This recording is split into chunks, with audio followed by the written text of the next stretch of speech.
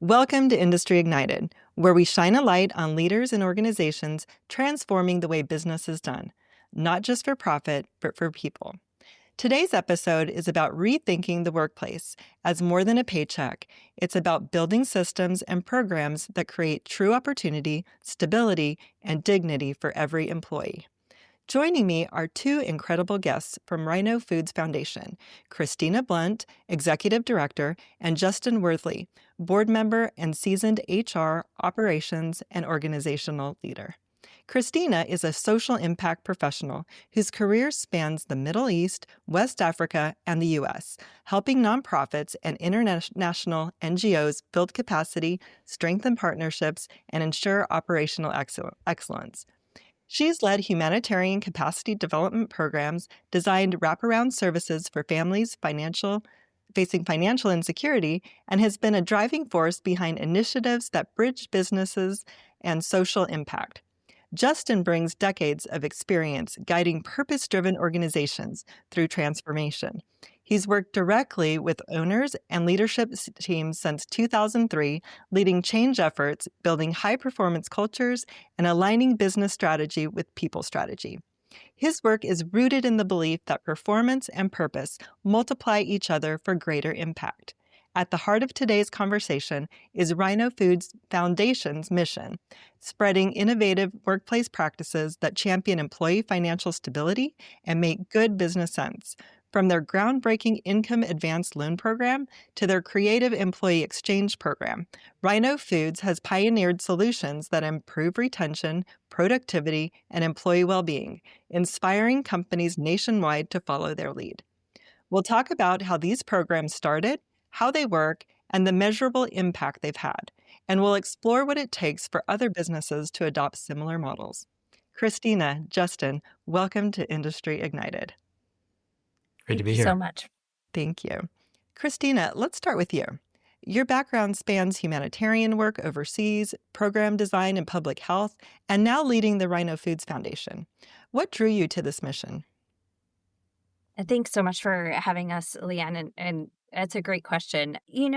I think what struck me about the foundation and its mission, and in particular the Income Advance program, which we'll talk a little bit more about, was it struck me as such a unique approach to corporate social responsibility. I think most of what makes up that category of practices can either feel like a bit of a PR exercise or an effort to repair something that the business is extracting from the community and sort of reinvesting in the community in that way. And what the foundation and what Rhino Foods were doing and are doing felt more like rectifying a problem on behalf of employees. So understanding that there are systemic challenges that employees face and that businesses have an opportunity to help ease those challenges, create new systems. And so I'd never encountered a business that was looking to do that before, let alone to scale that kind of approach to other businesses. So I'm hearing that, the approach of just listening to the employees and meeting their needs instead of just an obligation that they feel to meet for some kind of societal expectation is what really Absolutely. makes that initiative different. Yeah, it felt more than transactional. It felt like a really response out of a sense of community and solidarity. Yeah, I like that. So we'll move to you, Justin. You've spent years driving operational and cultural change in purpose-driven organizations. What was it about Rhino's approach that inspired you to join the board? Yeah, I'll build on, Christina's thoughts. I think that, Rhino is, and by extension, the foundation is just, it's an incredibly authentic organization and is not interested in just sort of putting money out into the community. I mean, that's a good thing. Great that organizations do that. But I think Rhino has always been very deeply invested in its business practices and seeking to integrate purpose within the sort of the core way it's approaching its work, whether that's working with its suppliers, customers, or workforce. So there's this high level of sort of integrity and authenticity that is certainly out there in the world. There's a lot of other B Corps that are, on a very similar mission. And I think Rhino's really one of the best role models of making purpose really come alive on a day-to-day basis, not just as an afterthought or a philanthropic exercise. So any way I could help that move forward, and I had some years at Rhino. I was there when the income advance practice got off the ground. So I had a personal connection to the business and to the folks at Rhino as well. Okay, so you were working at Rhino. In what capacity were you there? I was there initially in an HR director role and then became the general manager. And that was back from about 2006 to 2011. Okay, and so you just really related to the authenticity, the way they ran business, and that just led you to want to continue contributing and to that mission, and then join the board. Yeah, absolutely. And Help this others. foundation, it's kind of a unique thing. Yeah. It's pretty special. So it's been cool to be part of seeing it get off the ground. So for listeners who may not know Rhino Foods' history, can you share how the company's culture and values laid the foundation for creating the nonprofit? Yeah, so Rhino's been around for a long time. Started in the 90s by Ted Castle, who's still the owner. And it's now in second generation leadership. His son, Rooney Castle's the current president and CEO. And Rhino started and still is primarily a ingredient manufacturer for the ice cream industry. They make cookie dough and other pieces that go into packaged ice cream. Partnership with Ben & Jerry's, they were the first company to figure out how to make cookie dough to go into packaged ice cream on an industrial scale. And now send probably most cookie dough ice cream that you're eating. The cookie dough is made by Rhino Foods. But really central to Ted's mission from the beginning was around innovative workplace practices, wanting to have a real commitment to the workforce and, purpose more generally. And that is, Rhino's stated purpose is to impact the manner in which business is done. So not just make great products, but do business in a way that makes sense, is innovative, and creates a really strong internal culture. Okay, great. And so to spread that culture and extend it and give other companies the opportunity to get involved, they created then, by extension, the Rhino Foods Foundation. Is that right? With these specific absolutely. initiatives? Maybe Christina, you want to jump in there with that story? Yeah, absolutely. So Rhino had been building these practices or adopting them at the very least, and had been very vocal about what it was learning along the way. And I think joining the B Corp community in 2013 was really a catalyst for the growth of a lot of those practices beyond Rhino and beyond Vermont. And so our director of HR at the time and the owner and president at the time, Ted Castle, were just getting a lot of requests for more information, to come and speak, to share the practice. And so in 2018, that was really the tipping point where they felt like this really has become its own thing. And this is something we're really committed to. And it's fulfilling that core purpose of impacting the manner in which business is done. And so we're going to spin this capacity building work off into its own nonprofit so that others can share in the mission, and so that it can really have its own legs while the business itself, we're still delivering cookie dough to those who need it. Yeah. Okay. So I'm just every day. Need. We all need. Exactly. Yes, I need. Right. Okay. So I'm just really hearing that expanded like organically and then really developed into something they wanted to formalize to create programs around so that others could benefit from their culture and the programs they were creating for employees, because it just caught on, is what I'm hearing. Exactly that. Okay. Yeah. And one of the most recognized initiatives is the Income Advance Loan Program. How did this idea first come about, and what were problems that you were trying to solve?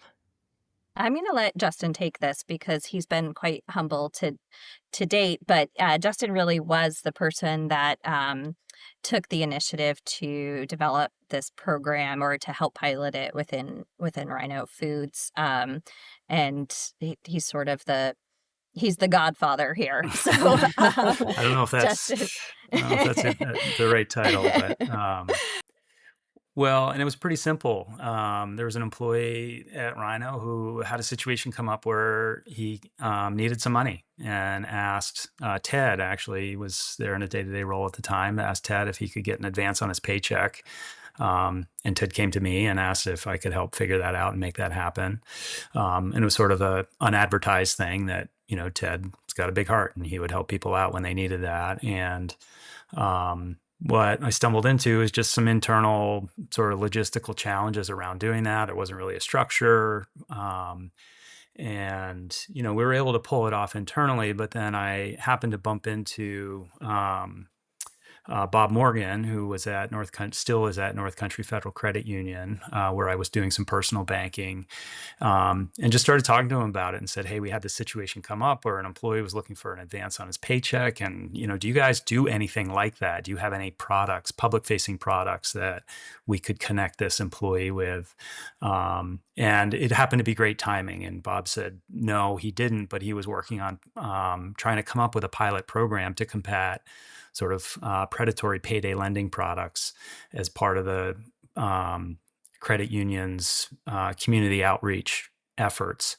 And so we decided to partner up, and we created the first ever income advance loan as essentially Rhino as a business was sort of underwriting or guaranteeing vouching for the employee, but the loan itself was through the credit union.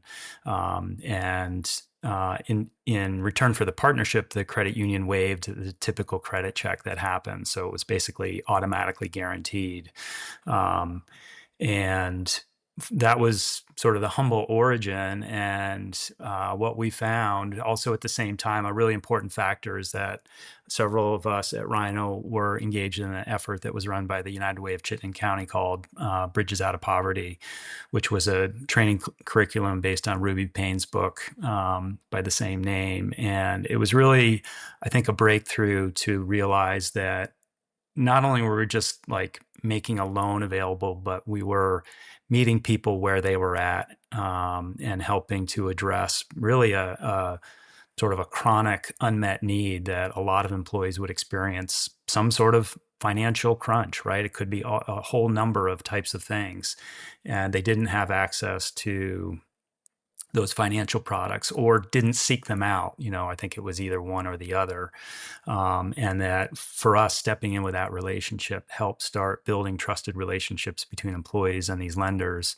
And just countless stories since then of this program expanding where people come back, they take out additional loans, they're building their credit really for the first time in their lives, or repairing bad credit where they can then move on to other types of lending products that many of us use on a day-to-day basis in our lives.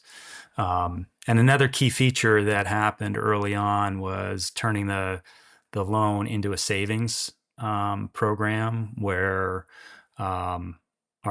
the person who was handling payroll at the time jokes and said she was just lazy and didn't want to have to mess around and turn off the deduction. But it turned into this great feature where once the loan was repaid through payroll deduction, the deduction stayed in place and then flowed into a savings account. People could turn it off if they didn't want to do that, but the vast majority leave it on. So it actually captures people in a moment of sort of crisis or need and converts that into a savings opportunity for them. And just so many people would come back and say to us, I've never saved money before in my life ever. And thank you for making this so easy. So sort of through a series of steps, we move from sort of crisis emergency to, more planful financing for people's day-to-day lives. Yeah, so the program, it not only provides the emergency loans, but it encourages savings, it helps build credit. And can you walk us through the process from an employee's perspective? Are there requirements that they have to meet? Are they only for specific situations? No, so the loan itself is intended to be as frictionless as possible. So we want it to be easy for folks to use and to feel like that there is no judgment in using it. Essentially, there's a whole category of people who just do not have access to safe, reliable, non-predatory emergency funding. And I think the latest data is something like 36% of Americans don't have $400 in cash or its equivalent for an emergency expense. And so if you think about, yeah, a third of the population doesn't have the ability to cover a minor car repair. I don't feel like I can even go get my oil change without walking out spending $500 on something. Right. And so, so it's really startling. And the sad truth is, it's just not that financially. There's not a real financial incentive for lenders to make these kinds of loans. It's small dollar.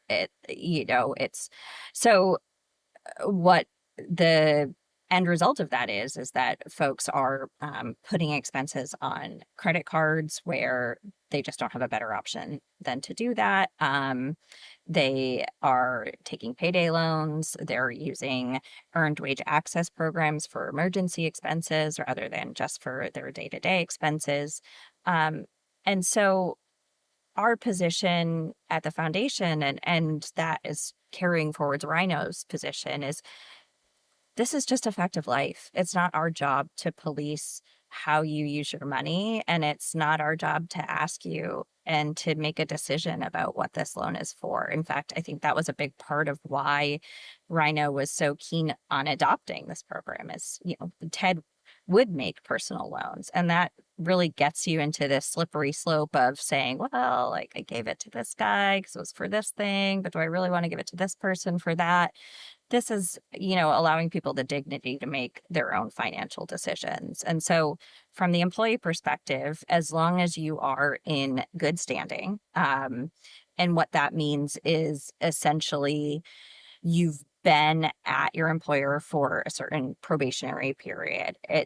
It's the employer's way of saying to the lender, I have a pretty good feeling this person is going to be here for the whole term of the loan, which is usually 6 to 12 months. So if turnover drops off at your business after 6 months, 6 months is the eligibility period. And there's no sort of disciplinary action in process that makes me think like actually like Justin's on his way out. So it's not a good bet. And other than that, you walk into people and culture or human resources, you grab an application, depending on the employer and the culture of that workplace. That can be a piece of paper. It can be online. You fill out the basics of how much money you need. And that gets passed on to somebody in human resources who verifies your eligibility and passes the information along to the lender. And that day, somebody from the lender will reach out to the employee, finish getting all of the specifics. If they're not currently a member of the credit union or a customer of the bank, they'll set them up with a savings account. And then the loan is issued. We try to make sure with our lending partners that the funds can be available within 24 to 48 hours. So really, we want people to feel like they can get past that financial emergency as quickly as possible. And then the repayment is communicated to human resources. So how much is going to be deducted from the paycheck each month or each pay period, and they go from there. But the idea is for it to be really simple, straightforward, transparent. And that's where that trust building starts to come into place. There's no fine print, there's no hidden fees, there's no penalties for early repayment. It just is, you set it and forget it. And hopefully if you forget it for long enough, you get a really nice little savings account at the end of it. Yeah. So just a way to really empower the employees, put the decision making in their hands as far as how much or when to access the funds, and then it helps them like build credit in the process, and hopefully savings if Absolutely. they continue the Yeah. program afterwards. Yeah.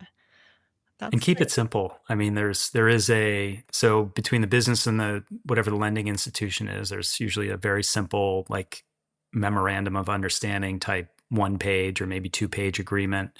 The business pays a small nominal fee to the lender to establish it, and once that's set, then as Christina explained, it's just that very simple interaction. Either quick conversation, fill out a form, and then over to the lender, and they're not doing any other underwriting or credit analysis. They're just moving the fund, getting an account set up and moving the funds in. So keep it super simple and take the judgment out of the process. That was really an important thing.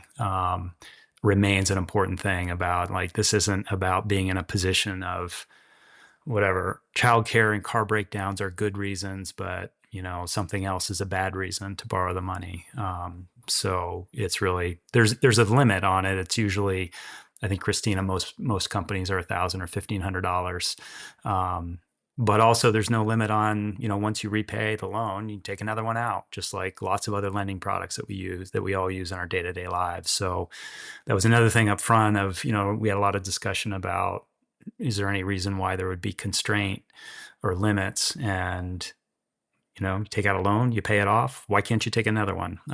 So that actually helps people's credit, and has allowed people to be able to take loans out for other needs as well, cars, even homes. So it's been some pretty mind-boggling stories. Yeah. Yeah, and we see the loan being used for, as Justin said, a whole variety of things, from what you would consider like a classic sort of emergency situation. I think in the early days, it was a lot of car repair stuff, and that helps retention at the business. If somebody in a rural area like Vermont doesn't have reliable transportation and starts to have to rely on, oh, a spouse or a roommate or a relative or a friend getting them to work on time at a manufacturing environment, you know, 3 times not showing up for a shift on time, and talk about instability, losing your job, and just the sort of spiraling effect that that can cause. So those were sort of the classic examples in the early days. But now, with the way that we see the credit industry evolving and what is a sort of a median APR on a credit card, we have lots of people who are chief human resources officers who, want to buy a pair of skis for a family member as a gift and don't want it to show up on the credit card. And they take out the loan, and it sort of feels like a discreet way to make a special purchase. Or quite frankly, if you know if you need a new hot water heater and you're not going to pay that back in 1 month, this is a better option. It's a less expensive option than putting it over your credit card on your credit card and knowing that you'll be paying it back over a 6-month period. I think one of our founders' favorite stories is somebody buying a wedding ring, or an engagement ring. You talk about financial stress and being distracted in the workplace. Like, imagine wanting to take that step in your life, having somebody else that is wanting to take that step in your collective life, and not being able to afford to make that gesture. And so, yeah, it's the good, it's the bad, it's the happy, it's the sad. But at the end of the day, it's providing that access, Yeah, just for the employees to be access able to of have that dignity. Yeah. right, at a lower rate, and so savings and no, those are great examples, great stories of how those can, uh, access to those funds can, empower employees and give them, peace of mind and just, or get engaged and have Yeah. happiness in their lives, right? That's awesome. All right. So let's talk about one of your other programs, the Employee Exchange Program. It's a really creative solution to seasonal staffing challenges. How does the program work, and what has been the response from both employees and partner companies? Justin, do you want to take this, or would... Yeah, this was a practice that was in place at Rhino when I was there. It had gone a little bit dormant, but we used it during the time, and it's essentially like I don't know, it's almost like a reverse temp agency model where Rhino is a seasonal business, so busier in the spring and summer, and things are a little quieter in the winter. And, we would invest a significant amount of time and money in, hiring, onboarding, training new staff that were doing all kinds of different operational jobs throughout the business. And we started slowing down in the winter, and we would want to do everything we could to retain that key staff so we wouldn't have to start over again. So we found local businesses that sort of had complementary seasonal fluctuations. There's a chocolate company that was, really busy through the holiday period all the way through Valentine's Day. They've been I think one of the most steady employee exchange partners over the decades and now at this point. So we would essentially maintain those employees on the payroll, and we would enter into an agreement with that other business to essentially sort of operate as a staffing agency. So those employees would show up to work at that other business to do jobs in that location, but still receive their Rhino Foods paycheck and benefits. So there was no disruption or interruption for them personally. So both for the employee, obviously having to go through, leaving a job, seeking temporary employment, maybe coming back or seeking something else. It's highly disruptive for that person and their family. And also for the business to lose that, talent that's been invested in over that time. So over the years, that model has not, I don't think every year Rhino uses it, but I think it's become quite a regular thing, and it takes work. It definitely is not just a turnkey thing. It takes a lot of strong communication and partnership with other employers to really figure out what are the types of roles that make sense, how to prepare employees that are going in, as well as a team that's already there to really be partnering together, get the training they need. But it's been a huge, stabilizer, workforce stabilizer. I think that's the common thread between both Income Advance and Employee Exchange is these are programs designed to really help stabilize the workforce, so that whether you're a purpose-driven business or you're just a business that's in turmoil, that you've got retention challenges or safety issues. In the years I was at Rhino, those were two things that were both flaring up. So some of resurrecting and, dusting off these practices was part of just helping create more stability. So, we just have more predictability in the workforce on a day-to-day basis. Christina, what did I miss on exchange? Any other No, points you'd add in there? I would just say that it is one that I know that Rhino is using actively right now and has for the last few years. So as Justin mentioned, as workforce ebbs and flows, as business ebbs and flows, this is a sort of program that we don't need to use every year, but I know for the last several that Rhino has, and um, I think it's emblematic of two really important things. The first is this active decision to not just follow business as usual. So standard business practice would be just to lay folks off and say, this is a seasonal business. It's who we are. But what we know is it's not good for the people who work for the company, and it's really not good for the company. Hiring 20 people to work as batter makers in a month, like that kind of scale up and a really tight labor market, in a place like Vermont, which I know is very similar to a lot of other places around the country, is sort of a Herculean effort. And so it's a willingness to step back and say, actually, it's not smart business, first and foremost, and it's not good for the people that we work with. The second thing that I think the employee exchange program really exemplifies is that sort of community focus, where, as Justin touched on, you really need to have deep, trusting relationships in the community to make something like this work. And so I think having the opportunity to introduce something like the Income Advance program into a community and start to build that muscle within an employer and within a community, and then to sort of open up the conversation to say, well, what else could we be doing? This is working so well for the workforce here. What are some other ways that we can continue to increase stability?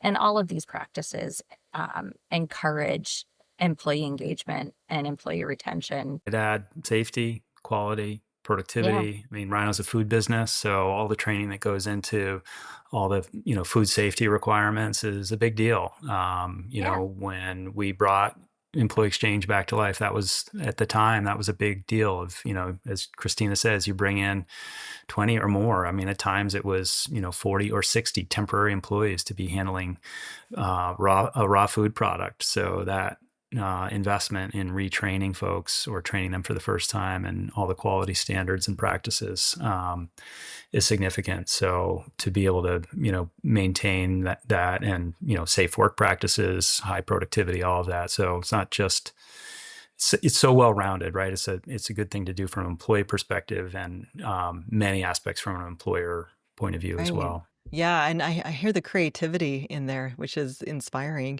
It's not just a way to uh, cut costs and create retention, but it improves morale, it improves stability for the employee, and when, like you said, I mean, especially in communities or markets where staffing might be an issue just because of people, it creates that I think fidelity for the company as well. They want to Absolutely. stay because they know they're going to be taken care of.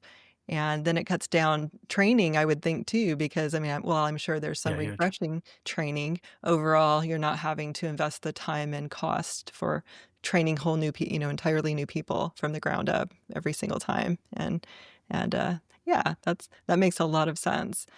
So beyond these programs, what other strategies has Rhino implemented to support employees, particularly refugee employees and those facing unique life challenges? I'm comfortable touching on some of these, Justin, and maybe you can help me fill in some gaps. I think Rhino became noteworthy in the 90s for really seeing the opportunity in being located in a refugee resettlement area, and we had a really large influx of folks from the Bosnian community coming to the Burlington area looking for work, and um, we were looking for employees. So it just felt like taking advantage of an opportunity that was right in front of us. And uh, my understanding is that it took a lot of work, rethinking, especially as you're starting to create systems and processes and consistency. And Rhino is growing as a business to then be thinking about how to do that in multiple language and across cultures.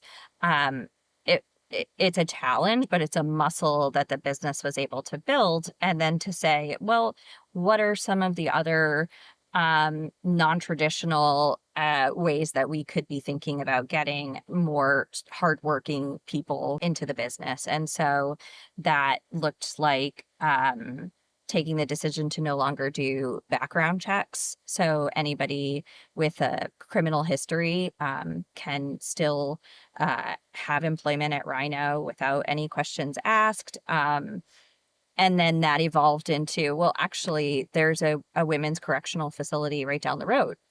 What are these women doing after they get released? Can we go into the facility and start recruiting people so that they know they have a job as soon as they finish serving their sentence? And so it really, I keep coming back to the analogy, but it's a muscle that gets built over time. And with each new challenge and new success, it encourages you to look sort of further afield and say, what else can we be doing different? This is such a benefit to our business. It's such a benefit to the community. And it creates such an interesting and exciting place to work. And Christina, I know you've seen firsthand, as you were mentioning, how the programs impact retention and productivity and morale. Can you give some examples of some of the more powerful stories or outcomes that you've seen? Yeah, I mean, I think that was sort of gifted with this story that really is such a perfect encapsulation of the approach. We hired a program manager here at the foundation, and um, during his onboarding process, I said, "Well, I'm going to have you work first shift at Rhino just to get a feel for the work and for the business and the culture and your new colleagues." And he didn't introduce himself as being sort of a new employee of the foundation. And so he sat down on a break and asked one of the folks he had been working with all morning, like, what do you like working? What do you like about working at Rhino? And not knowing that he was with the foundation, just sort of launched into this. Well, I was hired with a criminal record out of prison. And it was really, I loved that they took a chance on me. I accessed an income advance loan, and that really helped me to create stability early on. You come out of incarceration with not a lot to your name, and that was instrumental in me being able to keep this job. And then when productivity, or when demand turned lower, I did the employee exchange program, and they offered me a job at the end of that. And I said, no, like, I'd never work anywhere else but Rhino. Why would you go someplace else when people have taken such a chance on you and invested so much in you? And I was sort of, Yeah. you really start to see the through line of all of these stories. And the way that, people, we all have such complex lives and have complex needs. And when you can show up for somebody in full recognition of that complexity and say, let's figure out a solution. And I'm not sure we touched on it during the employee exchange conversation, but most of these programs are come out of dialogue with employees. It's not sort of lightning strikes the senior management team and a brilliant idea is born. It really is with honest conversation with the team to say, like, we're going to have to lay a bunch of people off. What do we do? Like, how should we figure out a better solution to this than having to say goodbye to a good chunk of our colleagues? So I think that openness and willingness to learn also makes the program so much more effective, because they really respond to the needs that people have and the needs that the business have in a really authentic way. As I'm hearing that, listening, just really, really listening to the employees, and not only listening, but taking what their feedback to heart Exactly. and implementing their ideas has made a I big mean, Yeah. I think that's at the heart of this approach of what the foundation's all about, is how to help, sort of bring that way of being for other businesses. And these practices are all great. I think they all are worth a look. Maybe they don't all fit in somebody else's business, but um, so much of sort of what gets offered in the benefits package is a result of what vendors are selling, what providers have available, and those products are usually designed, with some needs in mind, but there are limits on those. So I think that one of the things that's just so unique about how the foundation can help employers is sort of help open your eyes to problems that are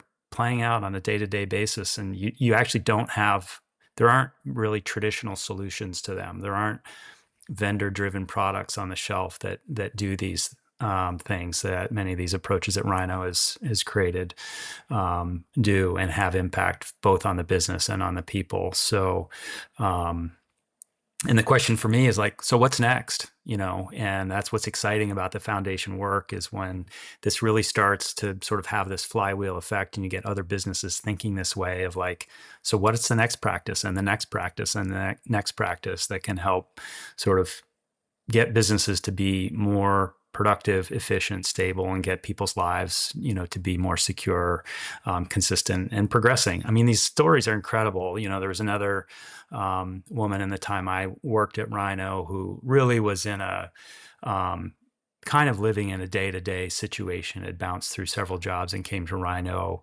I can't remember what the need was. I think her car broke down, and that was her first income advance. And, you know, one of the things we realized is just there wasn't trust. You know, when she was told about this income advance loan, she was kind of like looking around like, why would you do this for me?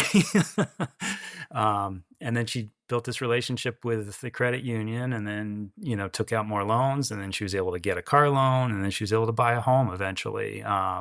You know, so just story after story of people, you know, really getting to a whole different place in their life that, you know, helps the business. But you know, they're right there. I think there's more and more of these solutions. We just need to all kind of open our eyes and start looking for them. Yeah, very, very inspirational. And Justin, from an operations and HR perspective, what business case can you make to other leaders who may think these kinds of programs are maybe nice to have, but not essential? Yeah, I get super passionate about it, and that's the beauty of this, because I don't know, there's not a single business person that I talk to these days that doesn't say something about productivity challenges, turnover, retention challenges, key talent. You know, could be safety issues, could be quality issues, like all these things that are affecting the business. And, you know, these sets of practices really help create much more of a current of stability that it's really hard to quantify. I think it's you know, the ROI is kind of, I don't know how you put boundaries around that. But these issues are real. I mean, just a single person in a key role that misses a shift, or may miss, as Christina was saying, may miss a series of shifts and end up losing their job. Like, that could have a massive ramification for a business. So just taking some of those issues off the table so you can really focus on what it is that your business is all about, and not have the workforce instability be this variable that's, you know, keeping you up at night wondering about whether that's actually going to be able to work. And these programs now, I know they've been adopted by around 111 different companies in Vermont and beyond. How do you approach helping other organizations implement these solutions successfully? Yeah, I mean, it's a great question. We see the foundation, we see ourselves as sort of part advocacy with like a lowercase a, you know, getting out there and beating the drum, and part capacity building. So once we know somebody wants to adopt one of these practices, we're sort of all in on giving them whatever kind of help they need to get it off the ground. And that looks different in different places. As you noted, there's 111 businesses here in Vermont and just over the border in New Hampshire that use the income advance program. But there's over 300 nationally. And so we're growing in really thoughtful, systematic ways in certain markets, you know, getting out there and recruiting lenders throughout New England so that we can connect businesses to those lenders and start the program. And in other places, as far away as San Diego, we're having businesses come to us and say, this is something we really want to bring to our community. So how can you help us identify a lender? Can you help us get them on board and help us bring this product or this program to our people and to our community? And from my perspective, it really is. It's a structural shift in a community's ecosystem, whether it's the workforce or the the lending and finance space. But it's self-sustaining. That's the whole idea of the income advance program is it's creating access. And so it doesn't require us to stay in your community for the long run and keep prodding and poking. Once there are champions in place within a community and once the basic infrastructure is set up, it runs on its own, and it just continues to pay back in dividends around community engagement and retention. So we really think of this program as an investment in the long-term financial health, not just of your employees, but of your whole local economy. There's nothing that Vermonters want more than to make sure folks are staying in Vermont and that businesses can thrive here. And so we see it as incumbent on us to do everything we can to help make that possible. So I'm hearing the programs have not just a local or a business impact, but it impacts the entire community. And word is spreading, and you have a nationwide reach, it sounds like. And Yes, yeah. yeah. So what's next for Rhino Foods Foundation? Are there new programs or partnerships in the works? That's such a great question. For us, there's still so much potential for growth of the income advance program. And we really do see it as the beginning of a conversation in a community around how to be creative and responsive to employee needs. And at the same time, we see employee needs increasing in a really rapid and dramatic way. And so the work that we see ourselves really engaging in moving forward is working with fellow employers to say, how can we, beyond the paycheck, really start to think creatively about making sure there's stability in the lives of employees, because we don't have a business without that. So if folks can't access healthcare, if they can't access food, what's the point of showing up at all? And maybe it's that they simply can't. And so we want to make sure that employers understand that they have a role to play beyond the sort of transactional, and that they have a lot of influence and power in their community. So working really closely with employees to understand their needs, and then with other businesses to understand what's possible. I think those are the conversations we're really hoping to encourage, and then to be able to elevate best practices from those conversations to help communities across the country. So for leaders who are listening today who want to create more supportive, financially stable workplaces, what's the first step they should take? How do they get started? Well, they can give us a call, send us an email, or really, I think first and foremost, it's about just having a chat with your team and a sort of a very humble approach. It's not, don't call a company meeting and ask people how they're doing, but really start to get thoughtful about how you get to know and build trust with your employees. I think every business is different in terms of their starting point, and Justin probably can give some better advice there.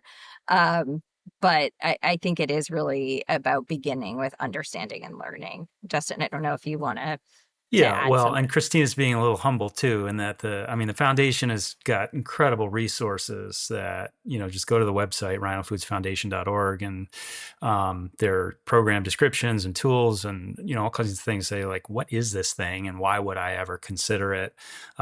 Christina is outstanding, has brought incredible leadership to the foundation, just a few short years thus far. We just hired another great person who happens to live in Maine, but has turned into a great sort of geographic focus there. So there's a lot happening in the state of Maine right now between lenders and employers. So the resource availability, either whether you're start with just self-serve on the website or make that phone call, send that email to Christina, and can help with more customized support. So, and I think that's, where I said at the beginning, this foundation's a little weird. I think people are like, why, what are you trying to do here? Are you selling me something? And, really this is this expression of, this impact and manner in which business is done. It is the purpose of the foundation is to spread innovative workplace practices. And the more that the conversations can get connected and these ripples can just keep going out, like that's what we're all about. I'm honored to be on the board. There's just incredible board of directors lineup that's helping, from all kinds of different perspectives. I think one of the other key things that the foundation is really getting its arms around now is breaking through some of the myths about why this can't happen or hasn't happened in the past, including by lenders. That was sort of a myth. We felt like there was some banking rule that prevented banks from loaning money in this manner. And we've still been unable to actually put our finger on that. So that's just a myth that we hopefully have busted through. But that technical expertise is increasing all the time, maybe directly or indirectly connecting and networking people across, other lenders as well. So that networking ability is a huge factor too. So I'm hearing that you have resources, you have expertise, and you have the willingness not only to share information, but to support other organizations implement these programs and get creative around solutions for their employees and empowering not only their employees, but making their workplaces a better place to work and more and by virtue, I guess, just by as a result, they'll be more productive and they'll be safer and they'll improve their communities as a whole just by implementing these programs. Well, Yeah, we Christina, think so. yeah, Justin, thank you. Thank you so much for sharing your stories and your passion for building workplaces that change lives. The work Rhino Foods Foundation is doing proves that when businesses put people first, everybody wins. And for our listeners, you can learn more at rhinofoodsfoundation.org and explore resources to bring these innovative programs to your own workplace. So again, thank you so much. And until next time, stay bold, stay curious, and help ignite change in your industry. Thank you. Ashley. Thank you.